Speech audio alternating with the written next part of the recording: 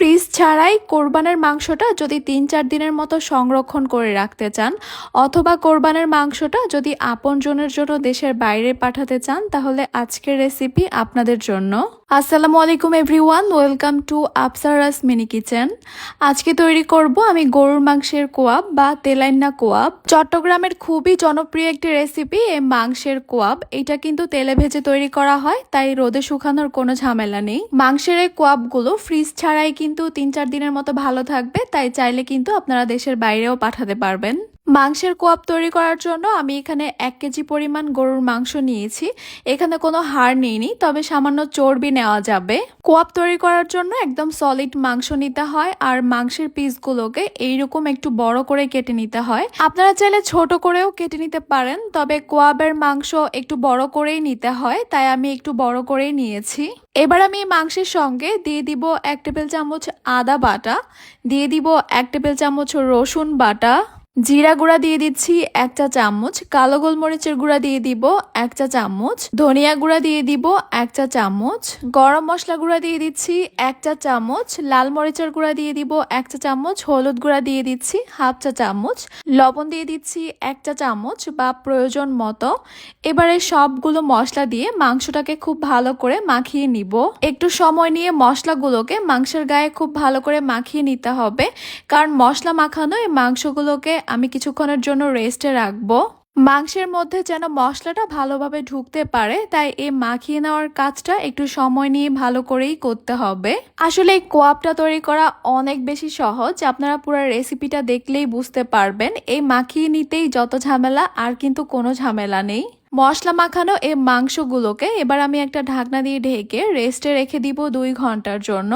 চাইলে নর্মাল ফ্রিজে রেখে দিতে পারেন, আবার চাইলে নর্মাল টেম্পারেচারেও রেখে দিতে পারেন। প্রায় ২ ঘন্টা রেস্টে রাখার পর এবারে মাংসগুলোকে আমি সরাসরি একটা প্যানে নিয়ে নিচ্ছি।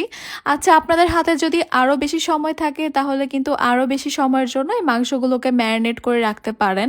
যত বেশি সময়ের জন্য মাংসটাকে মশলা দিয়ে মাখিয়ে রাখবেন, মাংসটা কিন্তু ততই সফট হবে, জলদি সিদ্ধ হবে। এবারে মাংসগুলোকে সিদ্ধ হওয়ার জন্য আমি এখানে পরিমাণ মতো পানি দিয়ে দিচ্ছি।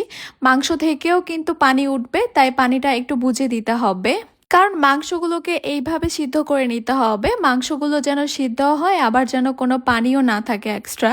যেহেতু মাংসগুলো একটু বড় পিস করে কাটা, তাই পানির পরিমাণটা একটু বেশিই লাগতে পারে। পানিটা শুকিয়ে যাওয়ার পরও যদি আপনাদের কাছে মনে হয় মাংসটা সিদ্ধ হয়নি, তাহলে আপনারা আরও একটু গরম পানি অ্যাড করে দিবেন। আচ্ছা, আপনারা চাইলে কিন্তু এই মাংসগুলোকে অবশ্যই প্রেসার কুকারে সিদ্ধ করে নিতে পারেন। এই যে দেখতে পাচ্ছেন, সম্পূর্ণ পানি কিন্তু শুকিয়ে গেছে, এখানে কিন্তু কোনো পানি নেই। আর আমার এই মাংসগুলো কিন্তু খুব ভালোভাবে সিদ্ধ হয়ে গেছে। মাংসগুলো এমনভাবে সিদ্ধ হয়েছে, আমি একটু বেশি নাড়াচাড়া করার কারণে কিন্তু ১-২ পিস মাংস ভেঙেও গিয়েছে। আর কোয়াবের মাংস কিন্তু এইভাবেই সিদ্ধ করে নিতে হয়। এবারে গরুর মাংসের কোয়াবগুলোকে ভেজে নেওয়ার পালা, আর এগুলো ভাজতে হয় গরুর চর্বি দিয়ে। যেহেতু আমার কাছে কোনো গরুর চর্বি ছিল না, তাই আমি এগুলো তেলে ভেজে নিব। একটা প্যানে পরিমাণ মতো তেল নিয়ে নিয়েছি, এরপর সিদ্ধ করে নেওয়া মাংসগুলোকে আমি দিয়ে দিচ্ছি।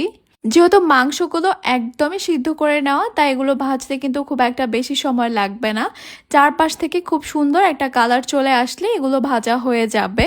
আমি কিন্তু মাংসগুলোকে একটু বড় পিস করেই কেটে নিয়েছিলাম। মাংসগুলো সিদ্ধ হওয়ার পর আবার ভেজে নেওয়ার পর কিন্তু আর একটু ছোট হয়ে গেছে, তাই চেষ্টা করবেন একটু বড় করেই নেওয়ার, দেখতে বেশি ভালো লাগবে।